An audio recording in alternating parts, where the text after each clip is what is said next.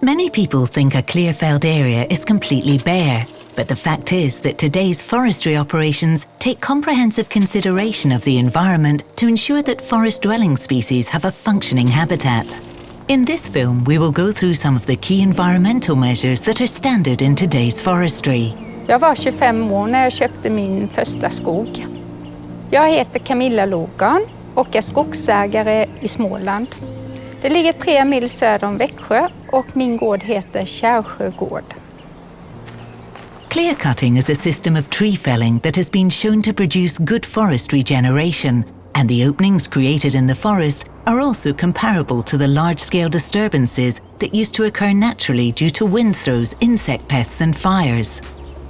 Trakthyggesbruket har ju blivit mycket mer naturvänligare. Här finns jättemycket mer död ved än när jag började 91. Man tar mycket större hänsyn vid avverkningar.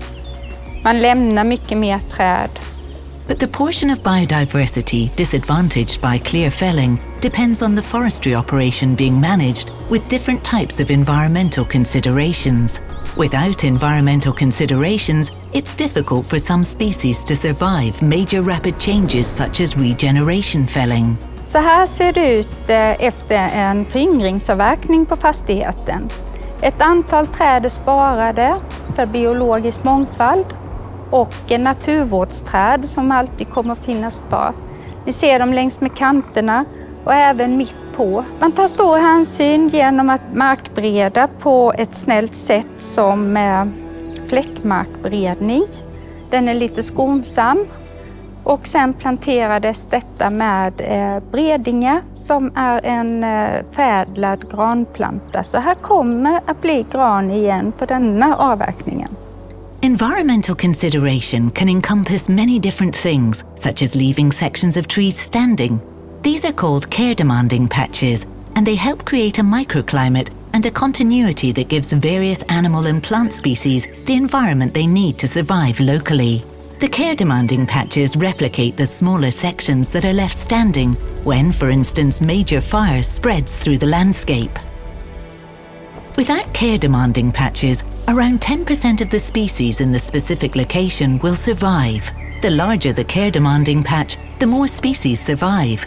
90% of 850 forest-dwelling species have the environment they need to survive locally after a regeneration felling, if consideration is taken in the areas where they exist. Another good type of environmental consideration is to leave deadwood in place after regeneration felling.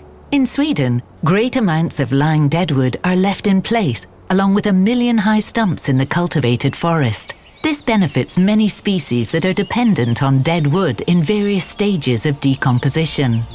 Vi lämnar kvar död ved för att öka den biologiska mångfalden. För det är just på den många av våra insekter och fåglar lever. Around 50% of red-listed species are dependent on dead wood, including insects and various types of mosses, lichens and fungi. Other types of environmental consideration a forester can apply are leaving old trees and hollow trees in place. När vi tittar här så är det ju antagligen spillkråkan som har varit framme. Det brukar se ut så här. De letar insekter, för här finns jättemycket insekter i den här stubben. I framtiden här så hoppas ju jag att det här kommer att bli ett ugglebo.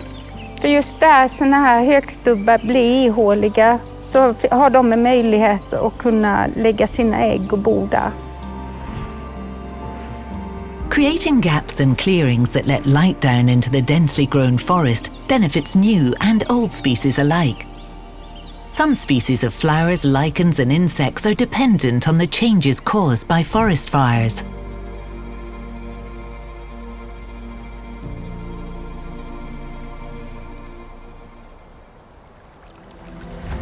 Some types of terrain are particularly sensitive to impact and are left entirely untouched, including wetlands, watercourses and riparian forests. Området runt omkring är jättekänsligt för påverkan av körskador och maskiner. Därför har vi en kantzon till 30 meter, 40 meter nästan på vissa ställen. För det är väldigt blött. Det är en väldigt känslig biotop i området. Since the forestry transition in the early 1990s, the amount of dead wood and the share of old forests has increased 80% on land where forestry operations are conducted. Det är en fantastisk känsla att jobba till nästa generation. För det är ju det jag gör hela tiden. Vi kommer inte att kunna se de bestånden vi har tittat på som när de blir vuxna. Det är mitt bästa val jag har gjort i hela mitt liv. Att vara skogsägare.